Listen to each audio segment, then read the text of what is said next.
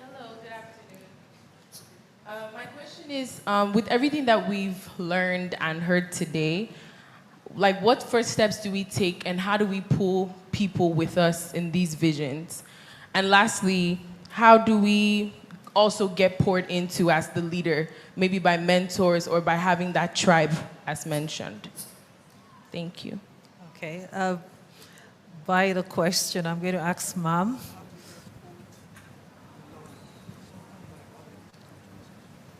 Yes, Ma'am.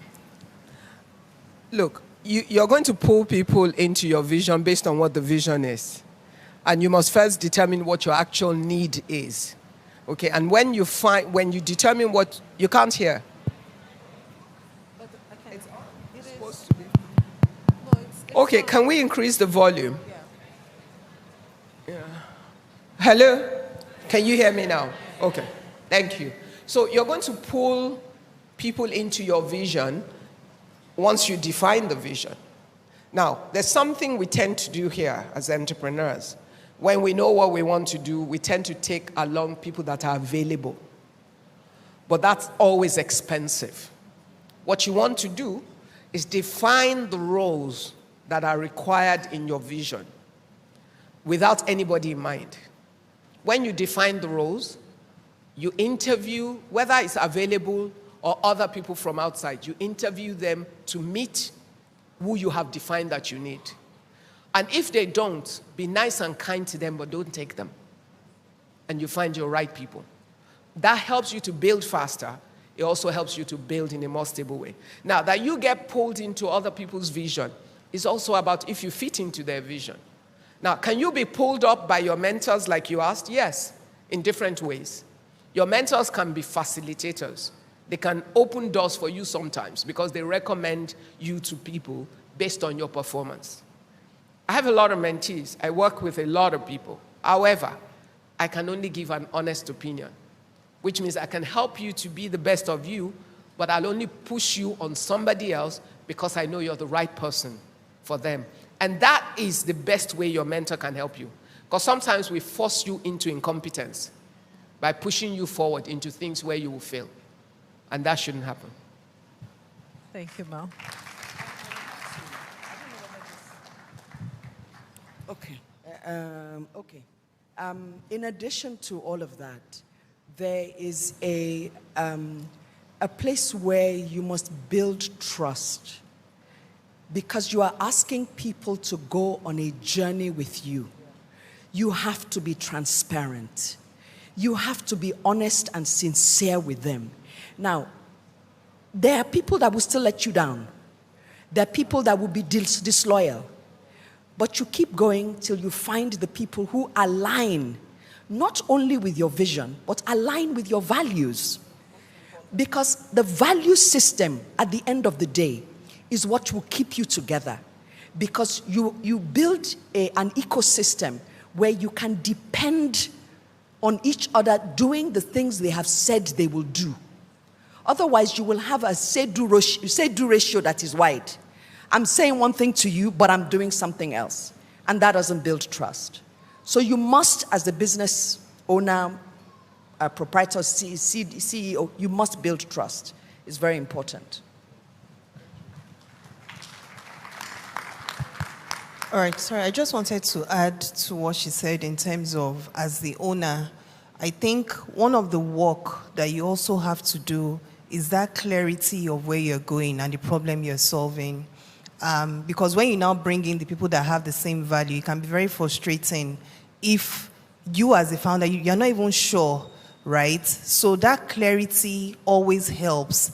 And you begin to build an army whenever they're thinking of, we're doing this because of this. They wake up every morning and they go to war for you forever, like even when they stop working for you. I just wanted to add that as well. Thank you. Number 2, please. Please stand so they can see you. Thank you. Good afternoon, everybody. My question is, as a multi-potentialite, so people that have various interests. Multi-potentialites. Multi-potential.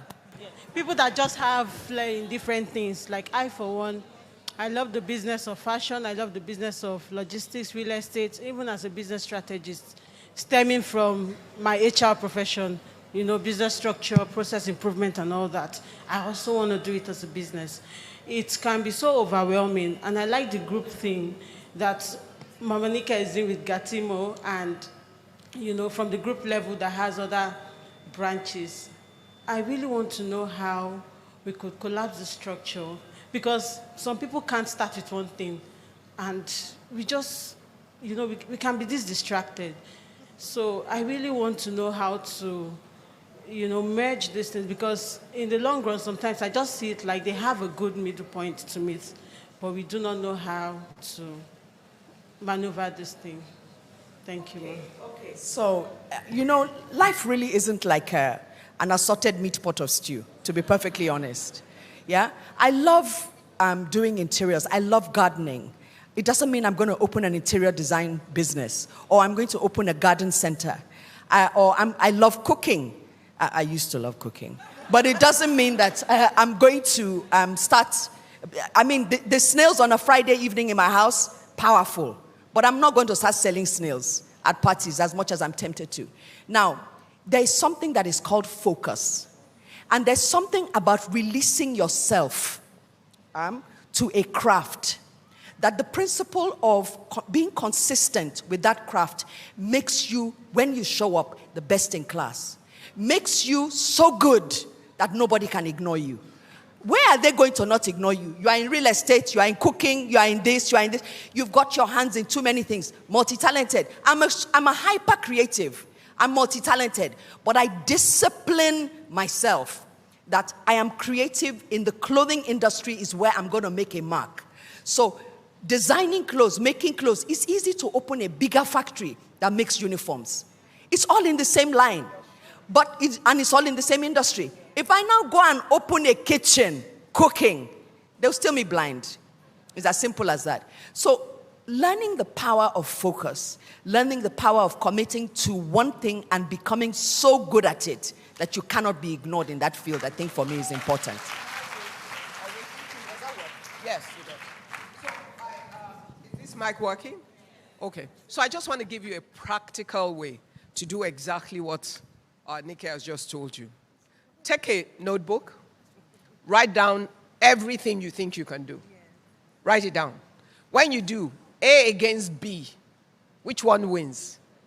Between clothing and real estate, which one do you love the most that you rather spend your energy on? If real estate wins, fashion is gone. Do you understand? Pitch your fashion against the next one. By the time you're done, you'll be at like 2. Now, when you get to like the 2, sit down, write all that is required for each one of them, for you to succeed in them. Write down your talents that you really have as your strengths. And then, at the side of it, write down what is available as resources and opportunities around you to be able to execute on it. Because you see, sometimes you might be good at something, but between A and B, the environment that you're in and the context is not the right time and season for that thing. And therefore, it's not your choice, even if you're good at it. You're going to go for the thing you're better at, but that also works within that environment, that you have all that you need, and then you move from there.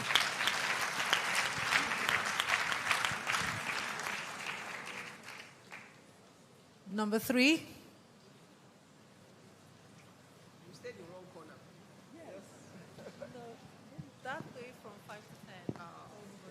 Thank you so much for this opportunity. I'll just like to ask, how do you balance or manage working for someone like a career sector and doing your thing, something you, like your dream, something you really want to do, like as a startup business, as an entrepreneur? How do you manage, how do you balance it? Working with because at times it might feel like, okay, you're putting in so much into someone's business that you don't even have the time to do what you really want to do.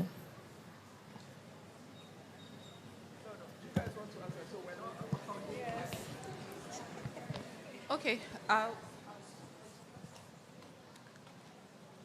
think the first step is, sometimes people make the mistake of saying, I want to start my own thing, and so they become sloppy at someone else's thing. But the Bible says, whatever your hands find to do, do it well. When you are faithful in somebody's thing, yours will fall into place. Now, I'll give you a practical example.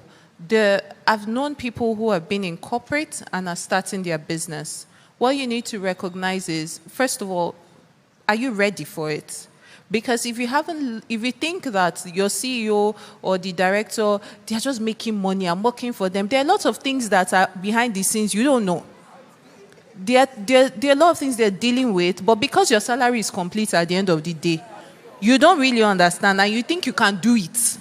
So the first thing is, have you learned what you need to learn to stand on your own? And if you have and you're at that stage, then you recognize there's something IBUKUN talks about, seasons. You can have it all but not at the same time. If you're building a business and you're working, then you need to recognize that probably in that season you will not have a life.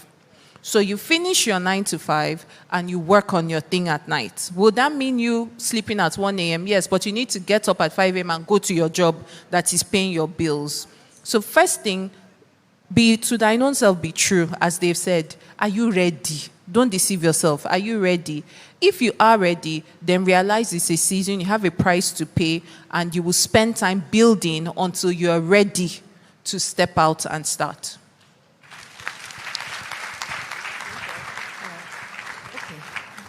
I think Nkebet has covered it, and what I wanted to say was, when I was in corporate, when I was in KPMG, what I had said earlier when I was speaking about that entrepreneurship, because the way I used to chase money, you think is my money, like the way I would chase a project and chase it to the end. And then being good in that one thing, like they said, when I knew the customer was my thing, there was no way. I wanted it to be that if you're talking about customer strategy, just call Bode, because I took my time, do you understand, and sold that for the firm.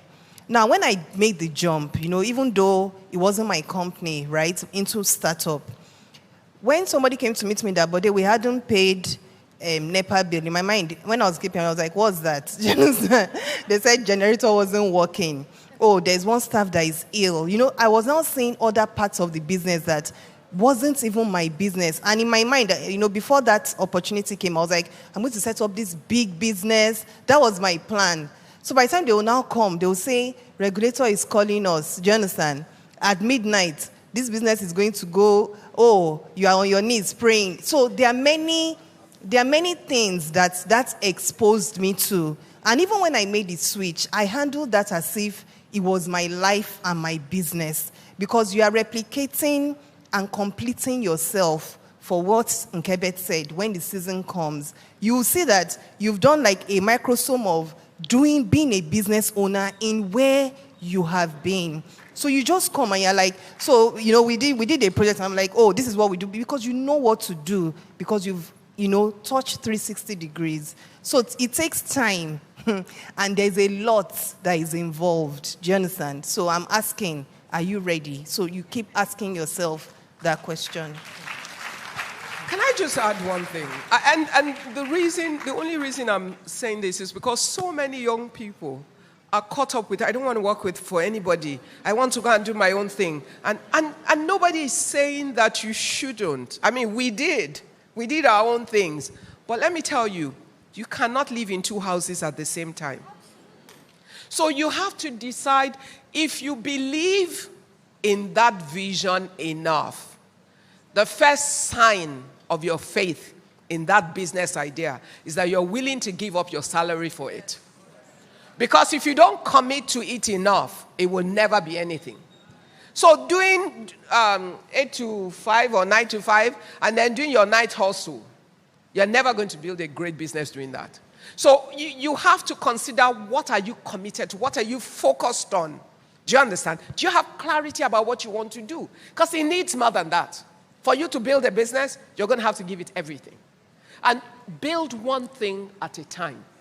When you build it and it succeeds, it opens the door for the other things. Why? Because you have a proof of character and concept. People can attest to your diligence, your competence, your tenacity, your resilience through that one business. When you go to your bank and you have a track record from one business, but you're asking for funding for a new business, they would use the track record from the first one you've proven to support the other one because you have a proof of self. So just go and do one first. Get it going. Have a story that is yours. Remember, she said she went to the bank, she had to tell the story. Fight for that vision. Even if you do it I spent last week, Thursday and Friday in Joburg, and I serve on the IC of a fund. And you know, one of the guys who introduced himself as part of the team, he said, I'm a failed entrepreneur. That was his qualification to be able to work as part of a team, a venture capital fund, funding other businesses. He said, I worked in KPMG and all of that, and then I went out and tried to do my own thing. After a few years, I realized I just couldn't survive. But that is my asset in the work that I do now, working in a venture capital fund, because I've experienced it. So when I'm assessing these businesses to help determine if they're fit for a fund, I can look at those things that I've learned. So even the one that doesn't work will create value for you. I would rather invest in a guy who's tried and failed than a guy who's never tried. Trust me. I will add this to it, that you are actually not working for that person, you're working for yourself. And the mistake people make is to think I am working for somebody else. No, it is a season in your life that you have been planted in a place. And being planted in a place means that you are going to have to serve and know what it means to serve. Because if you cannot serve, there's going to be a problem. You can't lead a group of people if you do not know how to serve yourself, if you don't know how to serve other people.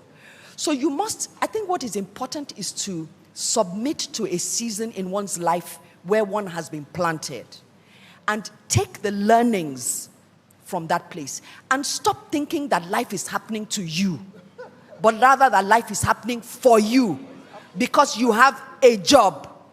So sit with it, learn. If you don't like it, move. But don't play victim in anybody's job. And then don't sit in an office when your heart is somewhere else and somebody else is paying you, blowing AC on you. It's not fair. No. If you cannot commit to it, leave. Leave. I walked out of Ahmadu Bello University. I refused to be a lawyer. And I decided to go into garment manufacturing. And my poor father nearly had a heart attack. But I believed in myself. And I asked him, do you know who Coco Chanel is? Baba Jebu doesn't know who Coco Chanel is, but I knew who Coco Chanel was. And I said to him, like Coco Chanel, people are going to know my name. And that's what has happened. But if I stayed as a lawyer, I was telling myself a lie. Because unto thine own self be true.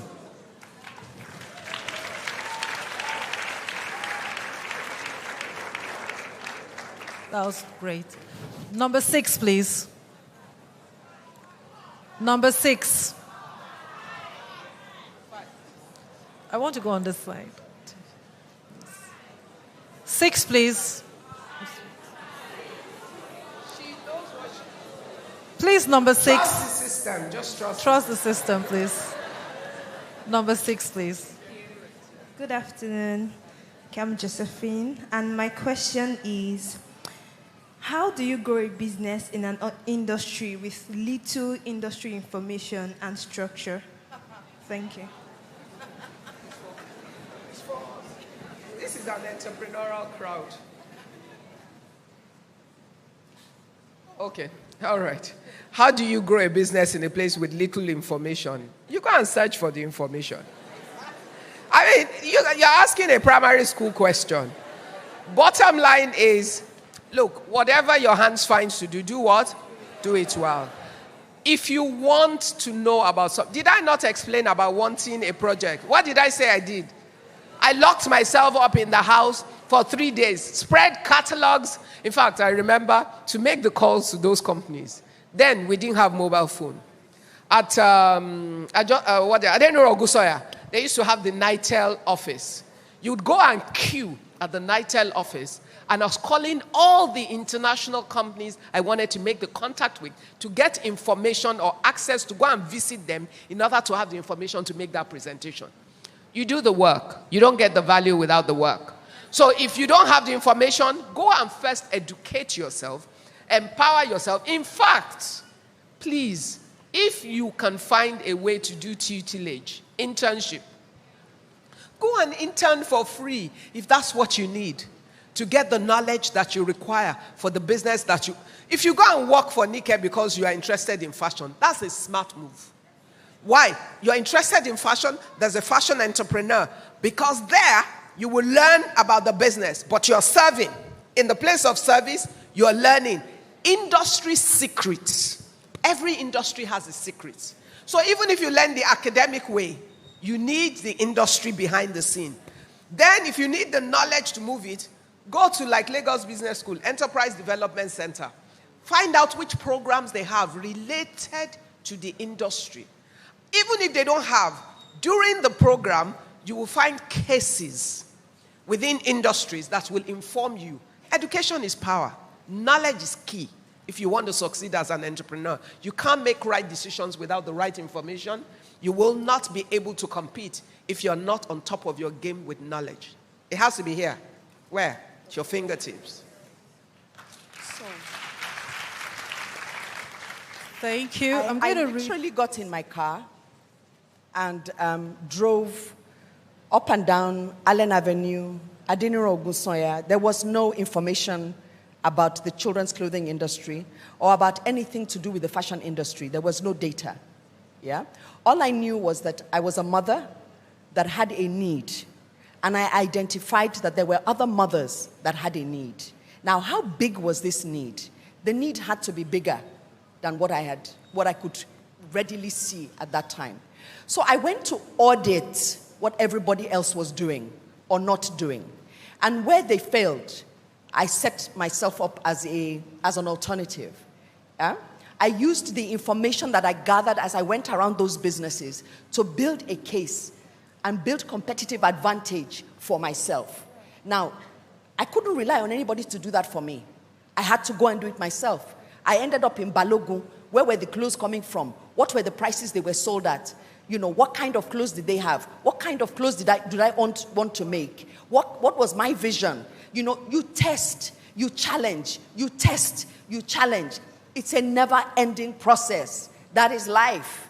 So don't wait for things to come to you. Go out and get them if you want it that badly. In fact, let me tell you a story.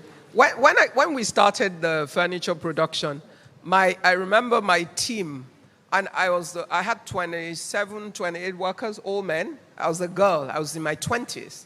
So as far as I was concerned, I was younger than everybody that worked for me. Now, I studied chemistry, so I understand chemicals and mixing things.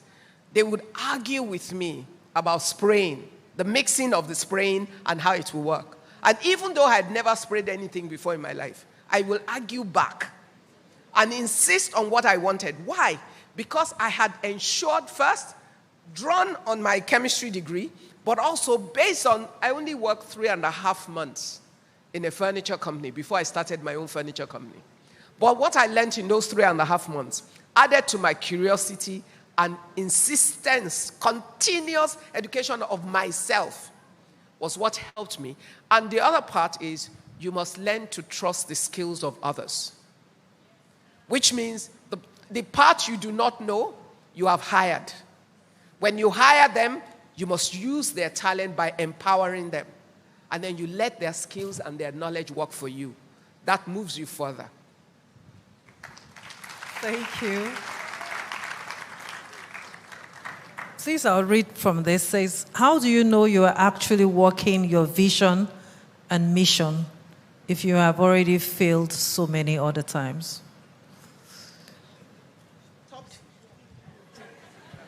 That's a tough question. Before I start, this was my first time of hearing Mrs. Ogunlesi. And how many of you will vote for her if she's running for office? That was just so amazing, so energizing, you know. But let me come back to this question about how do you know if you're following your vision and your mission if you failed so many times? I think the first thing is, you know, how did you come up with maybe your vision and your mission, right? I think from what I found in my experience is that at times I have a vision or I have a mission, but the path I think I need to go through to get there is not it. And I'll give an example just to make it practical. When I left school, I wanted to do consulting. That was my plan. That was my agenda. I mean, I knew exactly what I wanted to do. I wanted to do consulting and I wanted to travel around the world. And, you know, leaving school, I applied to consulting firms, you know, first from undergrad. I applied to Accenture. They weren't hiring at the time. And in the process of that, I went to work with IBM as a software engineer, which was not in my plan at all. But I was like, okay, this sounds interesting. And since what I wanted wasn't happening, so I went there. Now, after that, I went to grad school. And in grad school, I found out about McKinsey & Company. And I said, that is the company I have to work for. I applied to McKinsey & Company about 2 or 3 times. And I got rejected all the time. I mean, I'll get to one round, get rejected. I just rejection everywhere. And I remember the last rejection I had, I said, okay, it seems like this consulting thing is not the way. Probably I need to look at something else. And I ended up coming to Jos in Nigeria. I was part of a startup, which was a failed startup as well. But in the path of doing that, I met a very good friend. And someone who will become like, you know, beyond a friend, like a brother, family. Now, in doing that startup, he then told me that, have you ever thought of consulting? I said, no, don't bring that. Do not bring this consulting story again. I've moved on. It is well. I've reconciled. It is not for me. And he's like, no, I think you'll be great in consulting and so on and so forth. Anyway, long story short, he convinces me to reapply. He says, no, he's sending my CV. In that 4th time of applying, I got an offer. And I didn't even get an offer. It's a whole long story. In fact, it's a miraculous story. I didn't even get an offer for the entry level I was applying for, but for the level up. I didn't even know that was what I was interviewing for at the time. Now, what am I trying to say is that I had a vision that I wanted to be a consultant. I knew that I wanted, and the reason I wanted to be a consultant was that I wanted to learn. Actually, I wanted to learn that diversity of learning.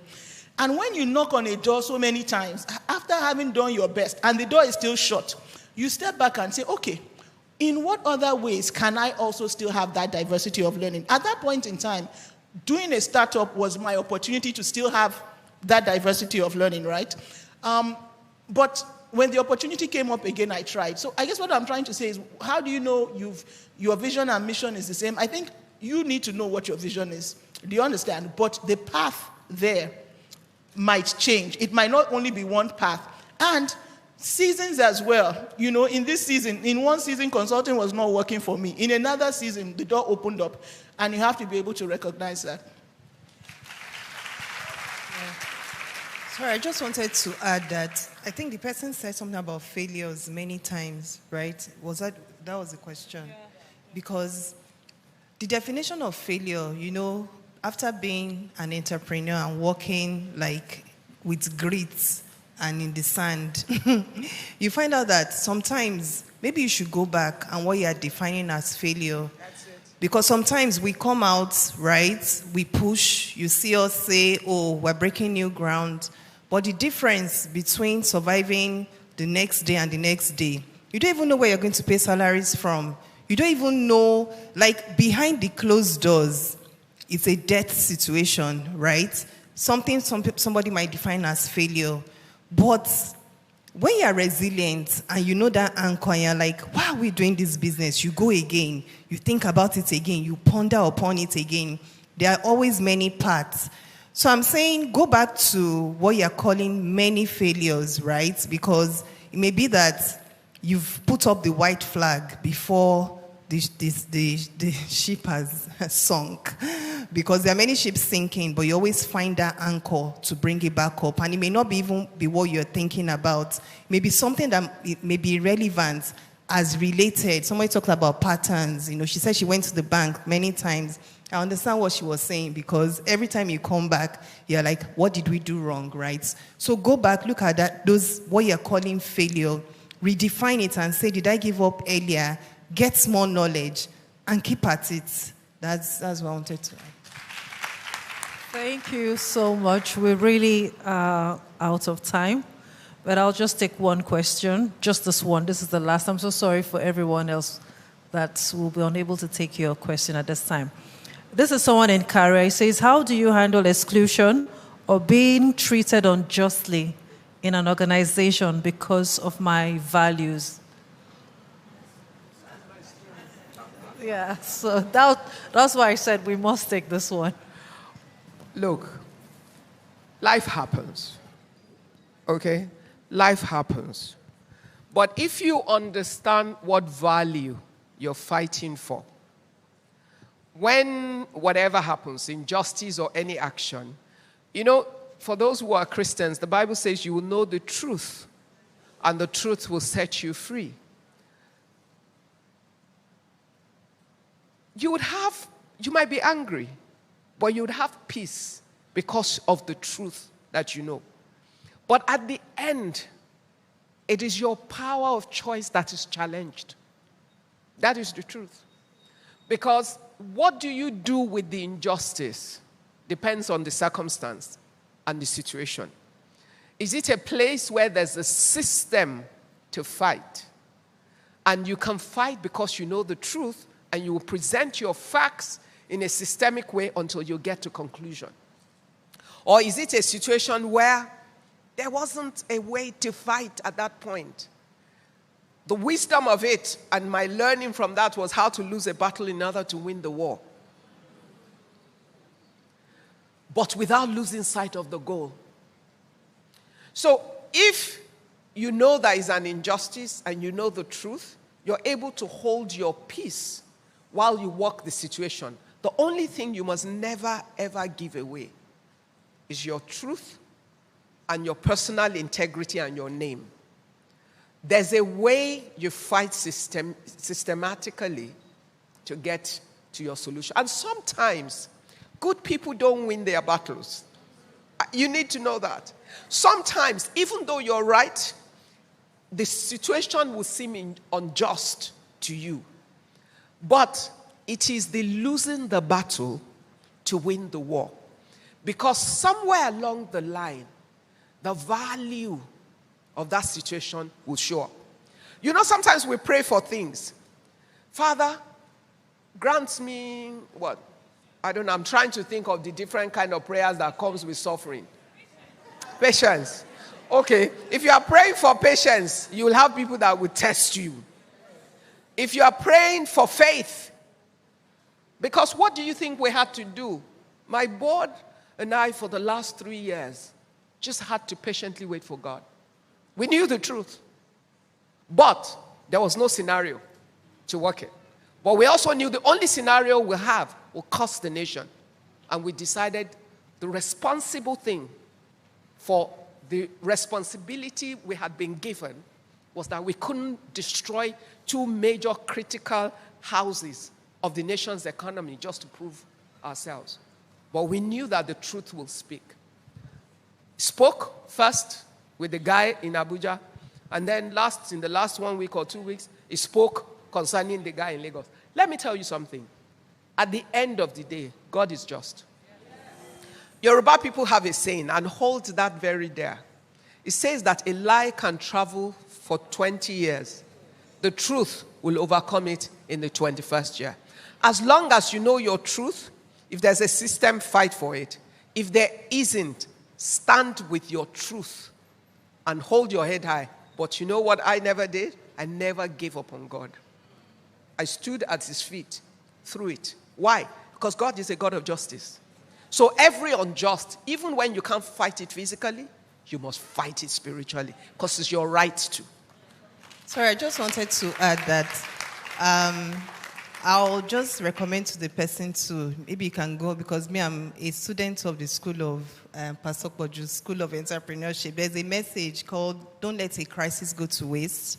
And you can see me after. I can also tell you there are many things, if you're part of this movement, this church, that when something bad happens to you, your reaction, we've been taught so many times in terms of what to do, is the opposite, right? But it works all the time. Yeah, thank you. I also believe that it's actually learning not to be reactionary, to be intentional about the responses that you give, because you will hold yourself accountable and responsible for the choices that you make in the micro moments of that storm. So that it doesn't have a negative impact on you, you learn to calm, and you learn to watch other people have their dance in the sun, because yours will come. Move.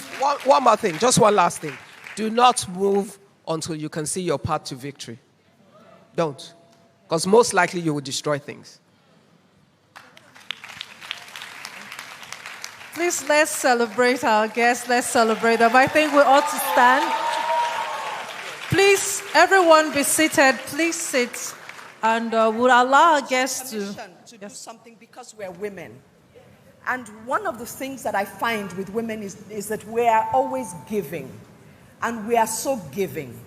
And I want you to wake up every day. I want you to stand up, please. I want you to rise. Yes, I would like you to. I do this when I talk to small groups of women. And I want you to place your right hand on your heart. You are a vessel that gives. You are a vessel that nurtures. And you need nurturing. And you need to remind yourself every day that you need nurturing. And I want you to say this, and say it like you mean it. And learn to look at your eyes in the mirror when you say it. Yes, so you say after me, I am love. I am loving. I am lovable. I am greatly loved. Thank you.